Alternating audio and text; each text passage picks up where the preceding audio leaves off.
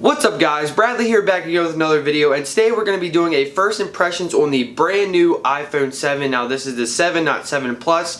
I have it in the black, matte black as most people call it. And I'm not doing one on the Plus version because, as you know, a lot of people can't get their hands on the Plus version right now, but I will in the future, so make sure you subscribe for that.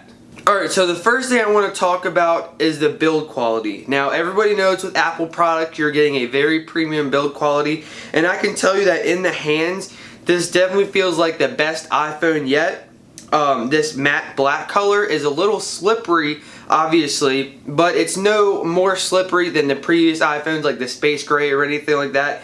If you want to put a case on it, I will be making a case video and also a skin video in the future, so make sure that you guys are looking out for that one.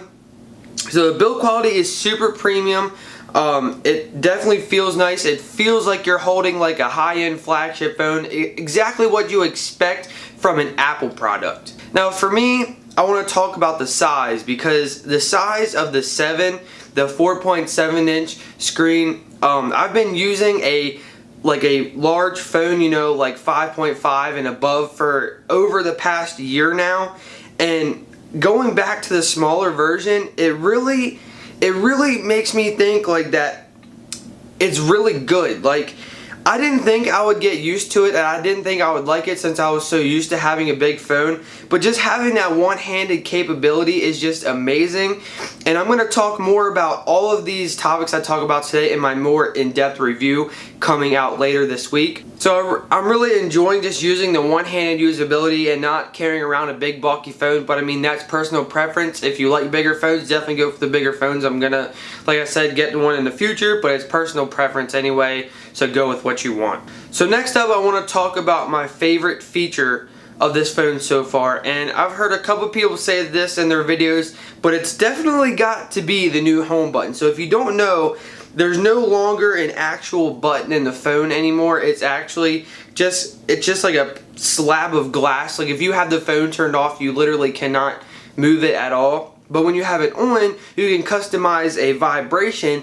It's kind of like how the MacBooks implemented a full piece of glass with a taptic feedback engine, to where you can pretty much click anywhere on the pad and it feels like a click. It's pretty much what it is. Some people say it feels like you're pushing down the whole bottom of the phone, and it really doesn't feel like that. Maybe if you put it on the highest setting just a little bit. It was weird getting used to at first, but the more I used it, the more I liked it, and the more I wish I had it more often, because it's so fast and responsive. It's not like when you have a physical button, you're relying on your speed of clicking the button. Like, this is all like software based and everything, and it's just so easy, and it actually feels pretty darn good. And it will actually help the longevity of the phone, because a lot of people in the previous iPhones had problems with the home button failing, and then you have to turn that assistive touch button on. But now you don't have to do that. So a lot of people are wondering about this, especially in the smaller version of the phone, and that is battery life. Now obviously, battery life when a phone first comes out is always probably the best it's ever going to be, because, you know, the battery is brand new, it's new, you're not charging it and draining it every single day for a long time.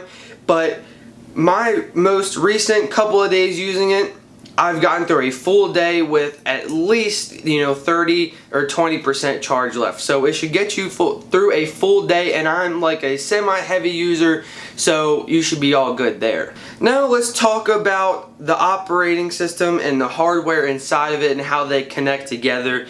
And let me just tell you that with this phone and iOS 10, it is buttery darn smooth. And I will go about this more in depth in my full review, but it's exactly what you expect from iPhones. iPhones have been known for, you know, their smoothness, reliability, and quickness moving throughout the operating system, and it's no different here. Last up here, I want to be talking about my opinion and my experience so far with the removing of the headphone jack. Now, a lot of people are, you know, love it, hate it, more hated it, more, you know, don't understand why they did this. I will talk about that more. Like I said, I have not came across a time where I wished it was there. I don't ever charge my phone and listen to music or plug it in at the same time, so that's not really a problem for me.